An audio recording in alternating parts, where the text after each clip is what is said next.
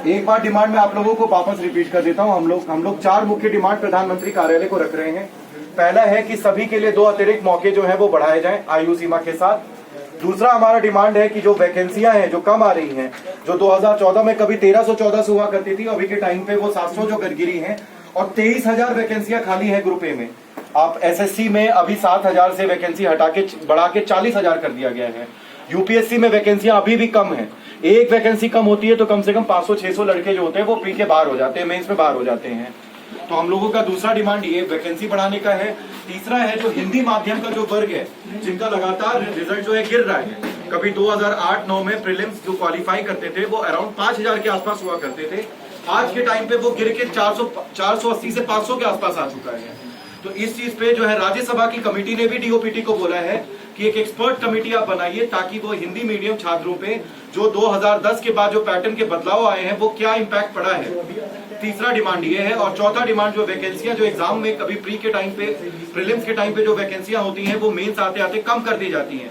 इसके कारण बहुत लड़के जो होते हैं वो प्री में ही बाहर हो जाते हैं। तो वैकेंसियां बराबर रखी जाएं। मैं सबसे बड़ी बात बोल देता हूं कि बासवान कमेटी जो है वो हमारे हित में बात नहीं करी है।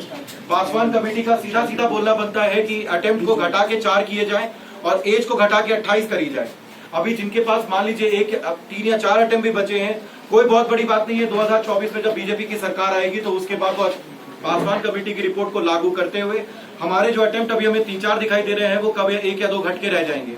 तो ये जो जितने भी अन्याय हुए हैं, साथ में हमारी 2 साल की जो कोविड की मार हुई है, ये सारे हम जो डिमांड है हम ये प्रधानमंत्री कार्यालय तक रखना चाहते हैं। आप हमारे साथ आके जुड़े इस चीज को। एक बार 2023 का नोटिफिकेशन आ जाएगा तो दोबारा ये मंच ना तैयार हो पाएगा और 24 के बाद तो सरकार हमारी सुनने वाली भी नहीं है। आप देख ही रहे हैं लैटरल एंट्री और प्राइवेटाइजेशन का किस तरीके का काम चल रहा है। तो हमारी वैकेंसियां कम भी कर दी जाएंगी, बासवान कमेटी की रिपोर्ट लागू भी कर दी जाएगी और हम बाहर ही रह जाएंगे। तो अभी मौका है, हम लोग इस मंच को तैयार किए हुए, हमारे पास भी बहुत ऊर्जा नहीं बची हुई है आगे इसको कंटिन्यू करने की। हमारे साथ आके जुड़िए। कैंडल मार्च अभी हम लोगों ने 6:30 बजे ये पिंक बूथ से ही रखा है। यहाँ पे वजीराबाद में हम लोग कल ओल्ड आदित्यनगर करिए थे, आज वजीराबाद में हम लोग कैंडल मार्च कर रहे हैं। एक बार हमारे साथ आके जुड़िए ताकि हमें भी पता चल सके कि आप लोगों को समझना बहुत जरूरी है। हम सबकी डिमांड है, ये हम सबका है। अगर अटेम्प्ट बढ़ेंगे तो सभी के लिए बढ़ेंगे और इससे ज्यादा बढ़िया मौका हो नहीं सकता है, क्योंकि हमारे पीछे पार्लियामेंट की स्टैंडिंग कमेटी बोल रही है कि ये चीज करिए।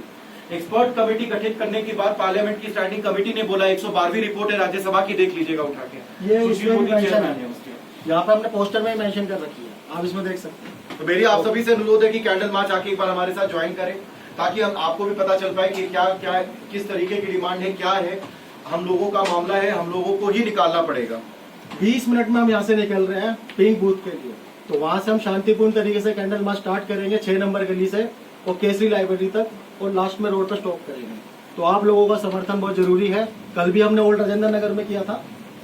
हाँ, ओल्ड राजेंद्र नगर में किया था तो 300-400 लोगों की गैदरिंग थी।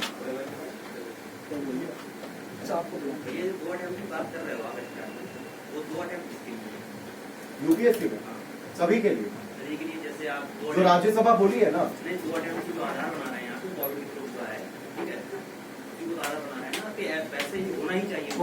जो आपको राज्यसभा की रिपोर्ट जो बोली है ना, वो बोली है कि सभी छात्र जो हैं उनके लिए 2 अतिरिक्त मौके बढ़ाए जाए।